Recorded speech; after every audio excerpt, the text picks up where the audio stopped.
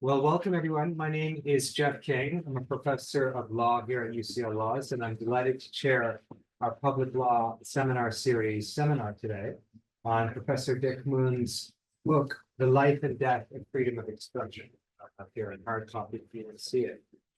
So on page 6 of the book, Dick makes the claim here. He says the claim that bad speech should not be censored, but instead answered by better speech, depends on two assumptions: the reasonableness of human judgment and the availability of competing perspectives.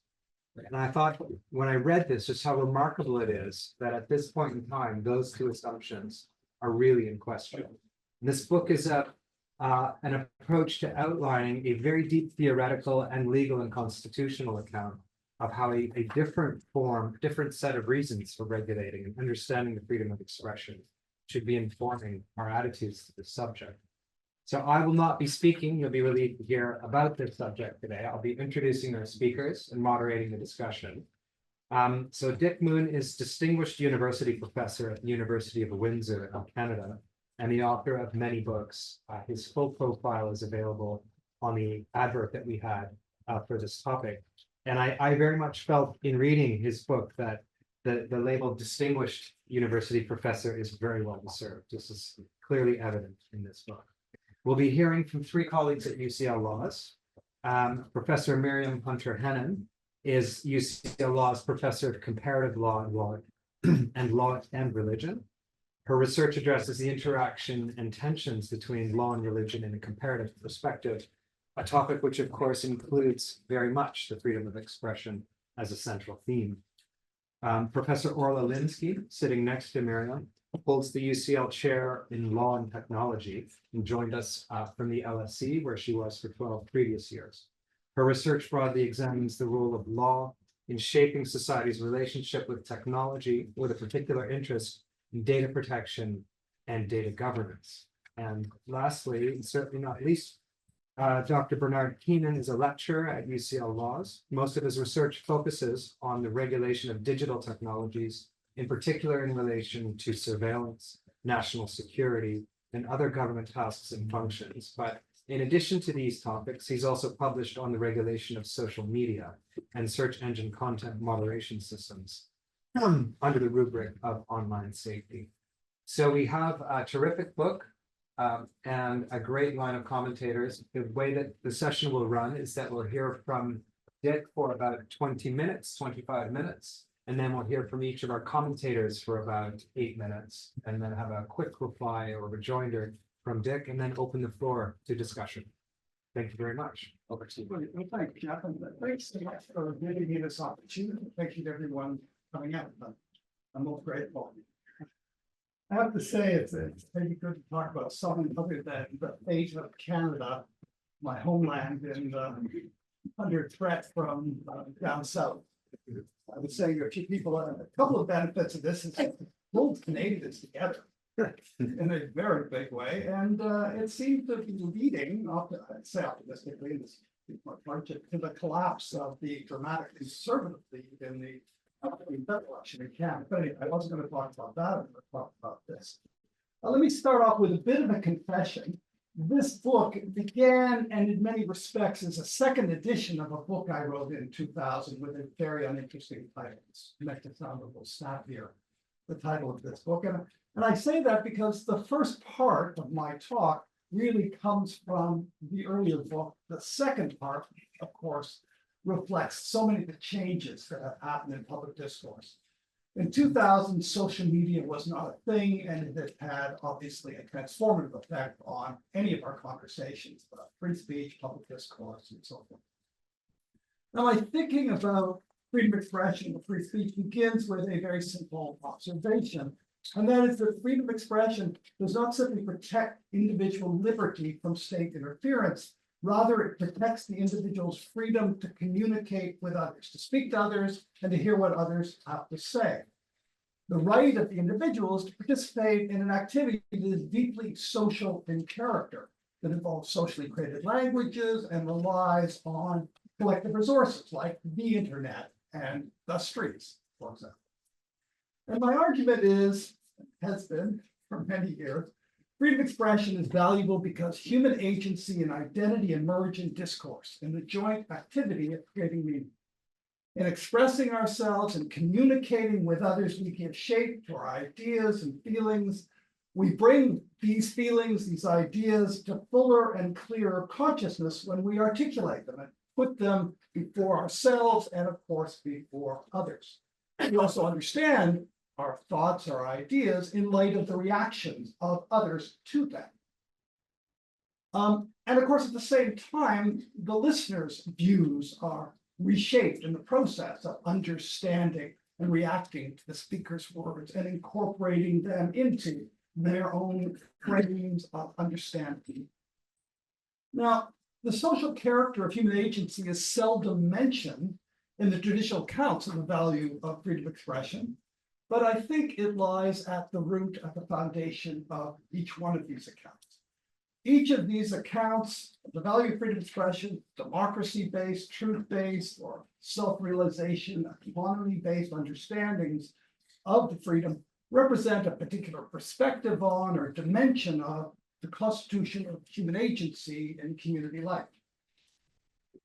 I'm just going to make sure I stay on time by following a set of notes. Now, recognition that individual agency and identity emerge in communicative interaction is crucial to understanding not only the value of expression, but also its potential for harm. Our dependence on expression means that words can sometimes be harmful. Expression can threaten, it can harass, it can undermine self-esteem, it can also be deceptive or manipulative. In fact, I think an issue in many of the debates about free speech protection is whether a particular form of expression engages the audience and encourages independent judgment, or instead, whether it intimidates, harasses, or manipulates the audience. Free speech protects a relationship between the speaker and the listener. And so, and therefore, I guess, manipulation and harassment are abuses of that relationship. Protection from these, from manipulation, from harassment, from deceit, are not simply competing values that are in competition with the free speech interests of the speaker. The courts then, in many or most free speech cases, are not simply balancing or trading off the distinct interests of different separate individuals, but are instead often simply marking the point or drawing the line at which speech ceases to appeal to independent judgment or conscious reflection, and instead seeks to manipulate, deceive, incite, or harass. This is a relative judgment, but is a judgment nevertheless we make. All right. Now, I guess this follows up on what Jeff was saying, that having the freedom of expression means that individual must be free to speak to others and to hear what others want to say without interference from the state and perhaps private platform owners as well. It's said that the answer to bad or erroneous speech is not censorship, but rather more and better speech. Importantly, the listener and not the speaker is seen as responsible as an independent agent for any actions he or she may take in response to the speech, whether or not they agree with the speech or disagree with the speech.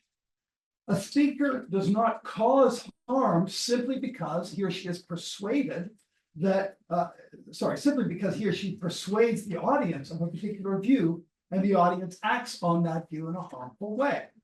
Now, underlying this commitment to freedom of expression and the refusal to treat speech as a cause is a belief that humans are substantially rational beings capable of evaluating factual and other claims, and an assumption that public discourse is open to a wide range of competing views that may be assessed by the audience. The claim that bad speech should not be censored, but instead answered by better speech, depends on both these assumptions, the reasonableness of human judgment and the availability of competing perspectives. A third, but perhaps less obvious assumption underpinning the protection of freedom of expression is that the state has the effective power to either prevent or punish harmful action by the audience. We know that individuals will sometimes make poor judgments, and the community's willingness to bear the risk of such errors in judgment may depend on the state's ability to prevent harmful actions by audience members, or at least to hold audience members accountable for their actions. Now, freedom of expression doctrine has always permitted the restriction of speech that occurs in a form or context that discourages independent judgment by the audience, or that impedes the audience's ability to assess the claims made or the implications of acting on those claims. We're all familiar with the example, the false yell of fire in the crowded theater. Speech may be treated as a cause of audience action when the time or space for independent judgment are compressed, or when emotions are running high, so high that the audience members are unable or unlikely to stop and reflect on the claims being made. Now, the line between conscious appeal and reasoned argument on the one hand, and on the other hand, manipulation and incitement, is not an easy one to draw, but it is possible to identify some of the factors that may play a role in our decision to categorize something as one or the other. But what happens when the assumptions underlying the commitment to freedom of expression about the reasonableness of discourse or the scope of communicative engagement are eroded or undermined by more systemic changes in public discourse, and not just in isolated situations like the false yell? Now, before the arrival of the internet, there were two challenges to our understanding of the operation of free speech that commentators and courts had to contend with. One was the concentration of media power, which had the effect of limiting the availability, at least at a public level, of certain perspectives or certain speakers. And the other was the increasing domination of public discourse by, the lifestyle advertising form. Communication that was not intended to engage the audience in any kind of conscious, reflective way, but to have a more visceral, emotional effect. And as we know, like that model of communication has come over time to play a much greater role in political discourse, shaping how politicians engage with the public. Now, the emergence of the internet is an important conduit for public conversation and personal conversation and public discussion, seemed at least initially to lessen concerns about media filtering and unequal access to communicative resources. The internet, it seemed, opened the conversation to more voices. It became possible for individuals to bypass the filters of traditional media. Now, while the internet provides access to a wide range of speakers and viewers, the sheer volume of material that is posted online without filtering means that internet users, as a practical matter, are only able to view a tiny portion of what's available. And the consequence of this is many users then tend to expose themselves to a relatively narrow range of opinions that often reinforce the views they already hold. Now, selective access occurs by choice, but of course also by design. The habit of going to sources of concern that confirm one's existing views, confirmation bias, is reinforced by the algorithms used by search engines such as Google and platforms such as YouTube and Facebook that direct individuals to sites or posts that are similar to those they have visited in the past. Search engine and social media algorithms are designed to keep users on their platforms and to expose to the platform's advertising. Now, the attention we discover, the attention of users is often captured by stories that confirm their existing views or play to their biases, and also by stories that are sensational in character. On platforms such as Facebook, individuals share stories with close friends, social acquaintances, and political allies, a broad group of friends who are generally like-minded.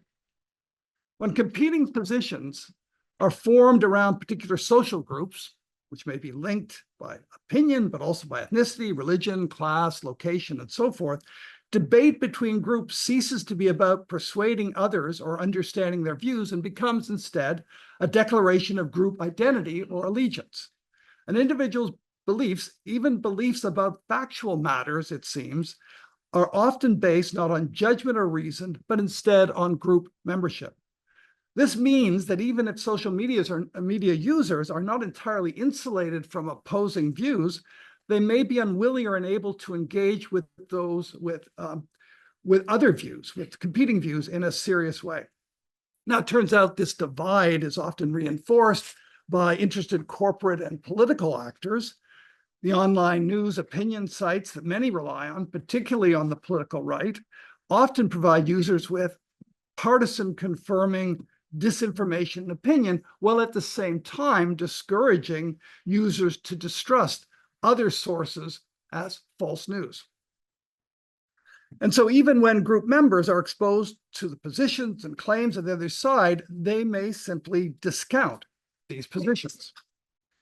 The shift to social media as the principal platform for public engagement has added to the ways in which speech can be harmful, while at the same time undermining the effectiveness of traditional legal responses to harmful speech.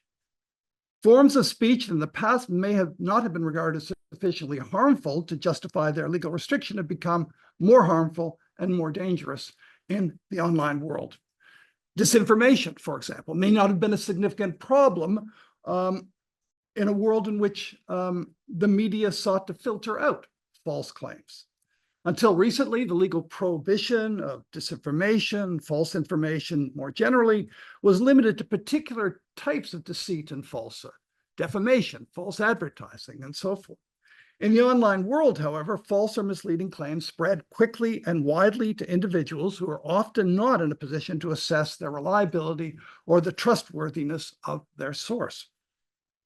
If manipulation in advertising was a concern before the arrival of social media, it is a much larger concern now, given the ability of advertisers to micro-target their ads, to direct them to narrower and narrower groups based on knowledge of acquired through the accumulation of data of the group's biases, concerns, prejudice, fears, and so forth. Not only do these micro-targeted ads play more effectively to the audience's biases and fears, they are not generally accessible and so often escape public scrutiny. And this, of course, is a very particular concern in the context of political advertising. Legal prohibitions on insult or harassment have generally been confined to very particular locations, such as the workplace, in which targeted individuals could not easily avoid direct and personal exposure to denigrating comments. However, in the online world, speech that is insulting or denigrating, although not occurring face-to-face or in a closed environment, can be repetitive, difficult to avoid, widespread, and enduring. Uncivil communication has in the past been tolerated as a necessary cost of the protection of free speech, enabling individuals to express strong emotions or to challenge the conventions of public discussion. However, harassing speech has now become so commonplace, so nasty in character, and so difficult to avoid that it threatens to undermine public discourse by intimidating users into silence or driving them from social media platforms. Hate speech, I won't say much about, but it now spreads widely and rapidly through ever larger networks of friends and allies. So even if we think that a particular form of speech is harmful and ought to be regulated, the traditional legal responses seem to be inadequate to the task. Criminal prosecution and civil action are simply too slow and cumbersome to address harmful online speech. Okay, I'm almost done. Online speech that is posted often anonymously and that circulates, again, quickly and widely. Lacking the capacity to monitor the overwhelming volume of online material, the state has begun to shift responsibility to the platforms themselves, relying to some extent on their expertise and infrastructure to filter out unlawful material. In Canada, our federal government put forward a complex law that was to oversee social media platforms to some extent. Our government, however, was prorogued with the consequence that bill has died, and so we don't really know what will come next. What future does the right to free expression have in this changing communication landscape? A reliance on more speech as the answer to bad speech, to false and deceptive claims, seems inadequate in a communication environment that is increasingly fragmented, and an environment in which a significant element of the population is not only receptive to false news, in quotation marks, conspiracy theories, but is also hostile to competing opinions and evidence that contradicts their views. And of course, in an environment in which privately owned platforms employ algorithms that give prominence to some posts and perspectives and downplay others. To view what is going on as simply a crisis in free speech, as a failure to protect free and open discussion, or as excessive or unjustified state censorship, is to misunderstand the serious problem before us and to offer solutions that may in fact be counterproductive. The main threat to public discourse may be no longer censorship, and state censorship in particular, at least as this is understood in the traditional free speech model, but is instead the barrage of targeted disinformation that is undermining our ability to make judgments about truth and right and our willingness to engage with those who hold different views. There are some imaginable legislative responses to this crisis, but they are far from perfect, and it is not clear that we have the political will to implement them. Yet our survival as a democratic political community depends on our ability to address these issues. We don't need to reach agreement on all important public issues, but we do need to be able to converse with one another on these matters in a way that recognizes that we are all participants in a common political project. Thanks. Thank you very much. So we don't just see all of these bad things as harmful, but actually as violating the freedom of expression properly understood. So that is, yeah, I mean, that's my starting point going way back, is if you understand it as a relationship of some kind, rather than as the right of the speaker and the right of the listener as somehow distinct interest, then it's an abuse of that relationship when you deceive, when you harass, whatever it might be. great. Thank you. So Myriam, we'll straight to you. Thank you. Thank you. It's really a great pleasure to act as a commentator for your book, Richard. Your new book, or one of your new books, I should say, as the second edition of your book on freedom of conscience and religion was also released very recently, last October. So amazing, really. I have known Richard for many years, and I think that the first time we met was not long after the Charlie Hebdo attacks in Paris, where religious beliefs and freedom of speech had clashed in tragic ways. Sadly, tragedy is upon us again, with freedom of speech again at the center of the controversies. And it's worth noting that the importance of your contribution lies in the thoughtful and balanced academic reflections that it brings to those times of tensions. But it's only one reason for your contribution to be important. One thing I have picked upon is the conception you adopt of freedom of expression, both as a negative right, as you have explained, grounded in the right of autonomy, and also as a positive right, grounded in the social value of communication. And you then argue very convincingly, I think, that the conventional approach, which exclusively focuses on the negative dimension, fails to meet contemporary challenges. And I very much agree with you here. I agree with the diagnosis. I agree with the conclusion that as a result, freedom of expression sadly is dying. So in the very short time I thought I had 10 minutes, not 8. So in the even shorter time I have for comments, I will focus instead on the remedies, asking your views on the role of courts, perhaps, and on the notion of truth. So can we do anything about freedom of expression? Can we save freedom of expression? Well, it seems to me that according to you, if freedom of expression can be saved, it can't be saved by courts. As several points in your book, you underline the inability of courts to redress the problems you describe. And I have wondered at times whether the postulate of the inability of courts was not perhaps taken too far.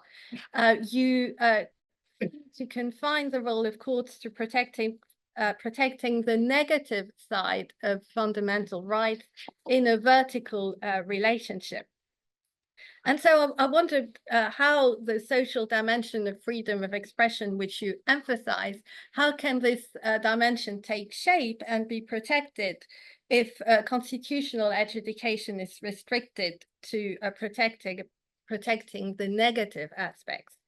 Of course, you are not alone in embracing this view of constitutional adjudication. Jeremy Waldron comes to mind, but how do you reconcile this view with your the positive dimension of free speech that you defend? More generally, I have at times wondered whether you'd made the most of this positive dimension of free speech, this idea that free speech is a social right. One example that you discuss is the 2021 Toronto election case, in which the sudden change of electoral boundaries led to certain candidates having a shorter time to campaign in their new or redefined districts. And if I have understood you correctly, you think that it would be too much of a stretch to have this sudden change of electoral boundaries fall under the protection of freedom of expression.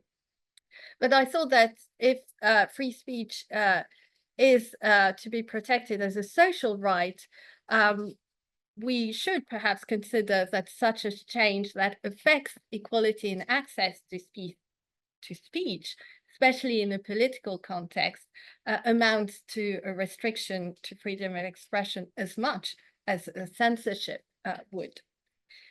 I had another question regarding proportionality. You discussed the case of Woolley, where the US Supreme Court, yes, I had mentioned that, where the US Supreme Court held that the New Hampshire slogan, "Live free or die," could not be imposed on license plates against the wishes of the car owners. And you suggest that the reason for the decision is that the car owners have exclusive control over their license plates, because license plates are personal sphere analogous to one's front lawn. As I had confessed to you that as a Parisian who uses bumpers to park, I have a far less possessive attachment to my bumper license plate. But more seriously, it seems to me that Woolley is rightly decided not because license plates belongs to the personal sphere. I mean, on the contrary, I think license plates probably serve public purposes to ensure easy identification of owners, enforce obligations to insure vehicles, etc. Granted, there are now vanity license plates, but they are only allowed at a cost, which seems to me to confirm the default position that license plates are not personal spheres. So the reason rather, I think, for the decision in Woolley would be that the interest of the state to impose the message was tenuous, whereas the owners of the car, as Jehovah's Witnesses, had religious grounds to object to it. And I think that beyond this example, there's a more general question on which I would like your view on the respective advantages of a reasoning based in terms of spheres versus a reasoning based in terms of balancing. But if I have time, leaving courts behind, I had two brief questions on the notion of truth. In his recent inaugural lecture at LSE, Karen Teichen argued that truth should become a constitutional value alongside freedom and equality. And in 2019, the Supreme Court of Switzerland overturned a referendum result on the ground that electors had been given misleading information during the campaign. In another keynote at the American University of Paris last May, Robert Post, building upon his previous book, notably his book, Democracy, Expertise, Academic Freedom, argued that academic freedom of speech differs from freedom of speech in the public sphere more broadly, precisely because of their different interaction with truth. So according to Post, censorship of ideas and speech, because they are untrue, is permissible in a university context, because the mission of university is the search of knowledge, which would require truth-seeking discussions. But by contrast, he argues that censorship of ideas and speech in the broader public sphere, on the ground that they are untrue, would infringe the principle of equality between citizens. So I'd just be curious to know what your views are on these various positions regarding the notion of truth. Thank you. Thank you. It's perfectly on time. Thank you very much. We'll clap at the end. We'll have constant ovations, I think. Such as things are. Okay, Orla, over to you. Does it go that far? It's fine. You'll pick it up from there. Project. Great. Perfect. No, fine. Thank you, Jeff, and thank you, Dick, for the opportunity to read and to comment on the work. I must admit, I was initially quite nervous when I got this invitation because my research does not focus on freedom of expression. I don't have the depth of knowledge of anybody to my left on this topic. And so I was wondering to what extent it would resonate with broader themes in internet law and internet regulation. And given the reams of handwritten notes I have now taken, I think it's a testament to the depth of the work and to the number of different constituencies to which it will speak, and it does speak. And I think, first of all, what I found quite striking was the fact that the book starts with this very foundational question, which, as Jeff said, sets out the key conditions on which a functioning marketplace of ideas would be conditional. And these are the reasonableness of human judgment and the capacity for reasonable human judgment, and this availability of competing perspectives. And the book queries what happens when these are eroded through systemic changes, using predominantly these two examples of lifestyle advertising and the concern around monopolization over or domination of speech by a small number of individuals. And, you know, as has already been touched upon here in the comments today, I think a critical point is that these two conditions are also fundamentally challenged, in my opinion, by the changes in speech that we see in the online environment. And these are changes around the way in which speech is created, the way in which it is distributed and amplified, and then the way in which it is engaged with online. And so for me, the big question that kind of underpins this project is also, to what extent then do we need to reconceptualize the scope of the right to freedom of expression and the methods through which we protect freedom of expression? And just maybe to say a little bit about why I think those, you know, the internet and online distribution of speech have kind of changed things quite radically. It's very obvious now at this stage, but we have queries around the quality of speech, obviously through disinformation, but a lot of the discourse so far is focused on human-generated untruths. Whereas in fact, I think there's also a broader question there about how we deal with synthetic speech, so computer-generated falsehoods, and to whether they deserve any free speech protection distinct from things like copyright, but also then issues around scale and the flooding of the kind of public sphere with inaccuracies, and therefore the way in which this changes through kind of the force of scale, the way in which that speech can be received. And I've recently finished listening to a very good podcast and investigation by Tortoise Media called Who Trolled Amber, focusing on the Amber Heard trial, which is problematic for free speech reasons from many perspectives. But the one that was most striking was really that the way in which chatbots were used to alter the public discourse around the trial in a way that then could have influence on jury deliberation and public opinion in a way that wasn't captured at all by the main trial proceedings. And so that, I think, is the big question, kind of, which is laid out very nicely at the beginning of the book. There were two further themes then that I picked out coming at this from a perspective of digital regulation. The first concerns the public-private divide and how we should continue to treat it in this area. So obviously in the US, you have very strong state action doctrine that the state can't kind of intervene in any fundamental way in terms of speech regulation. And US authors like Myriam have been very critical, therefore, of the categorization of digital platforms as kind of quasi-public spheres, because she sees that then as a limitation on the way in which the state can engage and regulate those digital platforms. I think in Europe, we've approached this quite differently by treating digital platforms as quasi-essential facilities and therefore imposing obligations on them as a result.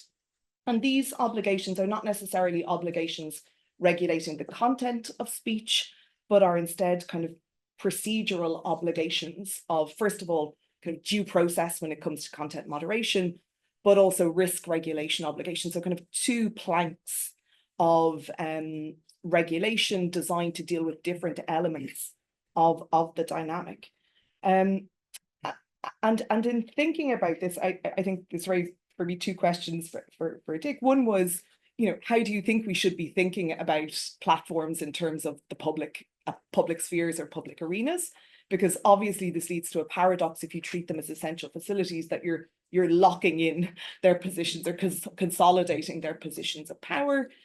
But equally, I thought the book raised a fascinating question, or a distinction between constraining speech and the ways in which the actions of courts can constrain speech while not necessarily redistributing communicative power.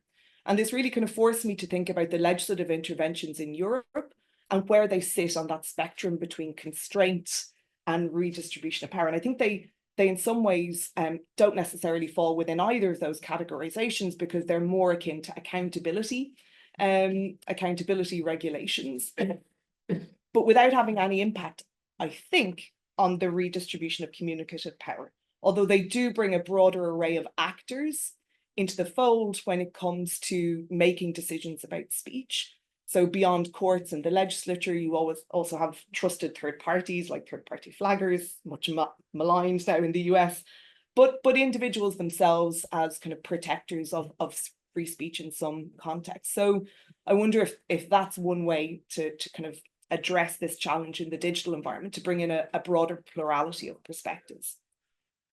The other chapter that really resonated with me was the one on advertising and commercial and political advertising. Because here the argument was made that we are shifting from advertising, which engages with our cognitive abilities, to that which is more visceral.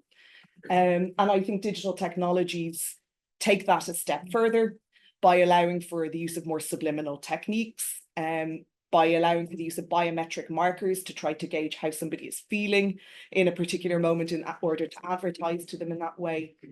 And the European response to this has largely been kind of bans. So very straightforward legislative prohibitions like you see in Article 51A of the AI Act. But the other point that was made was around micro-targeting of advertising content, in particular in the political environment. And here I thought the book made the very kind of prescient observation that the only real answer here is to prohibit all social platforms from collecting user data, even though this would represent a direct challenge to their economic model. And I completely agree with that sentiment. And I think we have clear legislation, the data protection law in Europe, that would allow for that kind of restriction of a business model, which every time an ad loads online sends a profile or a behavioral profile of you to hundreds and thousands of advertisers in a kind of a large scale data security breach that Michael Veal, our colleague, has written a lot about. But this does beg the question of why, given that we have the legal tools there, that we've seen kind of regulatory inaction in this area. And so I do also think a big discussion in this area, very obvious now also in the US, is around the political economy of the digital environment and the impact that is having on the effectiveness of the legal framework as a result of the power of the big actors at stake. Thank you. I thought it was very good. Well, thank you. Terrific. Orla, thank you very much. So Bernard Keenan. Thanks, Jack. And thanks, Richard, for coming and sharing the book with us. So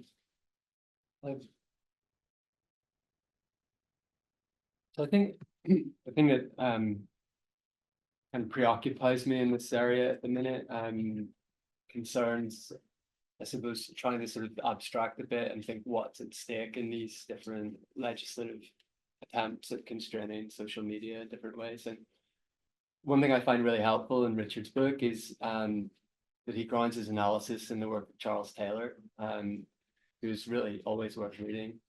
And the thing that I find really interesting in Taylor, Richard brings this out, is that language and society in general is co-constitutive of the individual. So, you know, the individual is socially conditioned, yes, but he does this without jettisoning some value of moral rationality. So Taylor is essentially intervening in a particularly postmodern debate, namely, like, if we accept that human subjective agency is always socially constructed, how do we know that there is still some universal good or some vantage point outside of communication from which to judge the contingency of subjective perspectives and different possibilities within communication? And so this enables this really nice step to a kind of systemic critique in which our concern for freedom of speech is not grounded in some idealized vision of the individual, but in the systemic effects that communication can have at the level of society in terms of how individuals become individuated and become themselves. And Taylor has this great historicization of the modern individual, which he at one point calls a kind of subtraction story. So old horizons, kind of old impositions on the idea of an inner self were eroded and burned away, and what emerged was the sense of ourselves as individuals. So a kind of older model in which the individual is sort of constrained by social duties imposed from outside or by religion or other forms of moral imposition gave way to the modern world in which the individual eventually becomes the sort of key locus point of moral, political, and eventually legal agency. And this is something that's been persuasively constructed by others. I always think of Jürgen Habermas as well as being quite close to this. And so it means that if you sort of value communication as a system, you're not in contradiction when you say that some forms of communication are harmful. You're just making a factual judgment. Valuable communication and harmful communication are two sides of the same concept.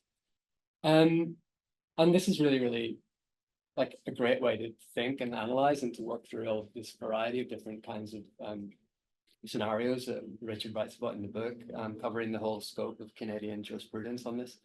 But I wonder how this operates under conditions of what I call, following Eric Hall or Michel Foucault as well, environmentality. Environmentality is just a concept for thinking about the way in which we sort of go beyond a paradigm of power or surveillance or censorship and think instead of power as a motive capture.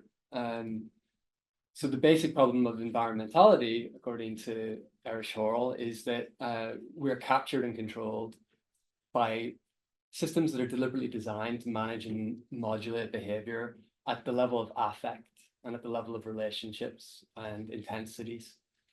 So this is something that clearly encompasses the internet, but it kind of precedes the internet. It's a sort of initially a mass media effect. For Foucault, it's explicitly linked to the rise of neoliberalism and the theory about how the individual should be controlled in a market. But it points to why the idea of more speech is just not an answer, because in an environmental situation, the whole point is that there's too much noise and not enough signal, or rather that the noise itself becomes a signal that tells us, you know, believe nothing, do nothing, feel overwhelmed, or choose what you want to believe because it doesn't really matter. You won't really be able to communicate it to anyone else anyway. It's the kind of irony of the situation we're in. There's like so much communication that it becomes almost meaningless. And environmentality, I think, also includes what Richard is pointing to about lifestyle advertising. So a form of advertising that is supposed to trigger your sort of system one response before you can rationally understand yourself in relation to it. thinking about the ways in which environmentalized media hack or short circuit the individual means thinking about, perhaps it means thinking about how we think about subjectivity once it becomes divorced from individual reasoning. And it seems to me that that's kind of what's at stake, or at least I think that's what's at stake in various forms of online safety legislation.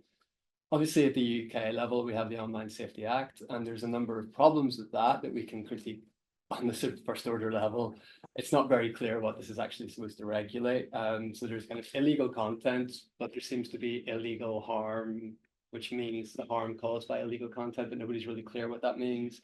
There's harms that might be caused to children, but these are supposedly based on a self-assessment carried out by a platform. So there's a whole host of kind of structural problems with this that have to be overcome if it's going to work.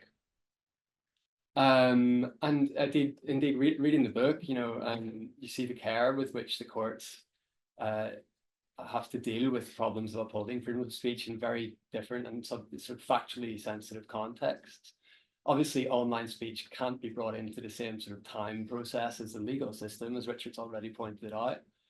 So platforms are going to be required to make these kinds of assessments, but not following the normative procedure, just following a kind of set of algorithmic environmentalized procedures, different forms of algorithmic guesswork, basically. But we already know that when we intervene at the level of the algorithm, the consequences are themselves non-linear. And this non-linearity of the consequence of how you intervene in its sort of digital environmentalized system of control is reflected in the crisis of online safety laws themselves, which has erupted before they've even taken effect. So in the US, in Europe, in the UK, and I'm sure in Canada too, the very attempt at legislating to moderate the online environment becomes portrayed as another symptom of the problem. Perhaps this is entirely predictable, and perhaps that's the political conflict that needs to take place. But it wasn't a coincidence that Mark Zuckerberg comes out immediately after Trump's inauguration and basically says, we're not doing this anymore, before they've even had to do it. And I think Peter Thiel wrote a really weird, provocative piece in the FT a couple of weeks ago where he described the current political distinction in the world as between a kind of older established technocratic liberal order and the internet itself. So kind of imagining the internet as a kind of distributed intelligence. And again, that's a kind of very environmentalized way of portraying it. So to return to my original starting point, which is more of a question, this tension between the individual subject that is developed in modernity and that serves as the anchor point for so much of our legal thinking about this, versus the sort of nature of the environment in which subjects are now being produced and amplified or de-amplified. Makes me wonder if it is still possible with Taylor to defend the modern individual subject through law. Perfect. Thank you, Bernard. Okay, so as is our custom, we'll give you about 5 to 8 minutes to respond, and then we'll open the floor. Yeah, I mean, those were really thoughtful, rich comments, and I'm not entirely sure where to begin even, but I'll try and say a little bit anyway. I guess you will get the sense that the book covers a lot of terrain, and maybe I guess it's sort of the culmination of my many years of teaching, thinking, and writing about this, interrupted by some religious freedom work too. But so it's really hard to say a lot. But let me try and say a couple of things. So some of Myriam's comments with regard to maybe the first one, I think it's really important to not think about free speech or freedom of expression exclusively as a constitutional right, as a political right or a political principle as well as a constitutional right, because the fact is that courts as an adjudicated body have limits on what they can do. They can't engage in some massive redistribution of communicative power, even though, as I say up front, and I think probably said more clearly in the previous book, if we care about free speech, if we think expression matters, then we should care about people having a meaningful opportunity to engage with one another and to express themselves. So how much can the courts do to advance that? And they do certain things. You see doctrines around access to state-owned property, for example, the right of individuals to enter onto certain properties in order to communicate their views, or to platforms of different kinds that the state may have created in some way that are used for expression, and individuals should not be arbitrarily or unfairly excluded from those platforms. And that's what you mentioned the City of Toronto case was about, and I won't even try to get into explaining that particular case. All thanks to Doug Ford, the Premier of Ontario, older brother of the very famous former mayor of Toronto, which unfortunately everybody in the world heard about, like Rob Ford. Let's see. I guess I'll say something quickly about, you mentioned the Woolley case, and the context for that case is, of course, the question of the extent to which a right to freedom of expression protects not just the right to express oneself, but the right not to be required, compelled to engage in expression. And I guess the argument I make in the book is that, well, people sometimes talk about, well, these are two sides of the right to express myself and the right not to speak. And they stem from the same basic thing. If you protect one, you must protect the other. And I don't actually think that follows. And I think that the logic behind prohibiting compelled expression is, in fact, that speech matters, expression matters. If our ideas, feelings take shape, our identity, our agency takes shape in expression, then it is truly objectionable and invasive when somebody is required, when words are put in their mouth, when somebody's required to speak. And if we understand the right, and this is the language of a very famous US case, Barnett in West Virginia, as an invasion of the personal sphere, then of course, what follows from that? And it strikes me that a large corporation that may be required to use its property in a certain way doesn't get to say, oh, this is an invasion of our personal sphere when somebody else is allowed to use our space and property to communicate a message, and things of that kind. And so I've tried to define what might count as the personal sphere. And there are some properties and so forth, like my front lawn, for example, or the window of my apartment, that are so intimately connected to me and my opportunity to express myself that it does feel invasive when I am required by a state actor to post some other message in that space. Now, I agree with you. License plates, no, but bumpers are something that lots of people use to convey messages. And the car generally, people do understand it often as an extension of the self. And so maybe the car and the bumper comes close to being that kind of personal space that feels invasive when the state claims for itself or gives to somebody else the opportunity to make use of that, to convey their message. Anyway, it's hard to get too much into doctrine here. So maybe I'll just have to kind of leave it at that since time is limited. The older I get, the less I am able to retain any thought in my head, and especially thoughts about the internet and online. I point to my gray hair and say, my knowledge and my capacity to grasp new technologies is somewhat limited. So it was really quite a challenge for me to try to deal with new technologies. And I certainly benefited very much from the writing of different people on this front.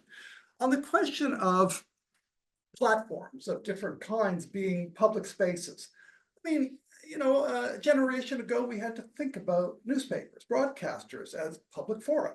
They weren't the streets and the parks, they were privately owned, but they were in fact the place where most public conversation was occurring. And that raised real questions about the capacity of private owners to make determinations about what can be there and what can't be there. And now we see this move into quite a different space, and a space that looks much more like a public platform because it's the content is user content principally, but of course we have algorithms play such a critical role in what people are exposed to.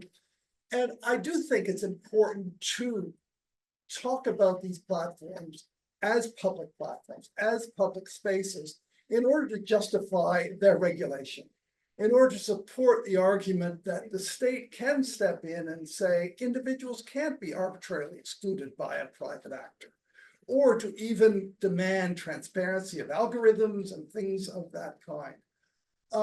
The most galling thing from the various social media, platforms, owners and so forth, is when they say, well, we benefit from regulation, for example, in the United States, that says we aren't responsible for what's posted, whatever is section 230 of the Decency Act or whatever it is. And at the same time, it would be objectionable, amount to a form of compelled speech if you tell us how we should operate and what can be posted and not posted. You don't get to have it both ways. There's a real contradiction within their argument. I'm probably almost out of time. So let me You've just- got, yeah, Okay. I'm glad you appreciate Charles Taylor. Canada's great, political, whatever, more general philosopher. And I have to say, I was very fortunate when I was doing my earliest work, and this will date me, in the mid 1980s, when I was doing the BCL at Oxford many years ago. I had one of the other Canadians in my college was in fact engaged in one of Charles Taylor's daughters. And I was talking to him about my sort of social account of free speech. And he said, oh, you should read these things. And in fact, they weren't even published. They were just, reprints of lectures about language and agency. And this was like a goldmine for me. And as I say in the preface of the book, it was one of those moments where you say, this is what I think, but I could never have said it, or at least not like this. The way in which, and this fits with my idea of free speech, that the way in which you read something, you think, okay, yes, this makes total sense for me, and it fits entirely with what I think, but I could never articulate this. Now, I want to say a bit more in a minute, but I always like, Jeff will know some of these stories as a fellow Canadian. I always like to tell people different things, like Charles Taylor, not just the philosopher. Charles Taylor actually ran for political office in Canada. And the best part of that story is he ran against Pierre Trudeau in Pierre Trudeau's riding in Montreal. As you might guess, he lost. He was running for the NDP, which is the Social Democratic Party. And the other Canadian story, which is not relevant, I like to tell, is that people know the actor Kiefer Sutherland. What they don't know is that his grandfather, Tommy Douglas, was the founder of Medicare in Canada. He was a Baptist minister who was premier of the province of Saskatchewan and eventually the leader of the New Democratic Party in Ottawa. Yeah, it's hard to even jive those things, in some ways. But anyway, I'm off topic. mass media. Yes, I guess that's right. Yeah, I mean, I'm not really sure what to say other than I agree with you. I agree with you. This is a challenge of how we understand agency in this mass media world or in this online world. And it's a real struggle. And you begin with the kind of ideal notion of the agent that free speech doctrine relies on, free speech theory relies on. And then how do we think about it when we have to address real problems and real concerns? So you put it very well, and I'm not really sure what else to say in relation to that. And so maybe that's the best way for me to stop to say, I agree with everybody. Perfect. Thank you very much.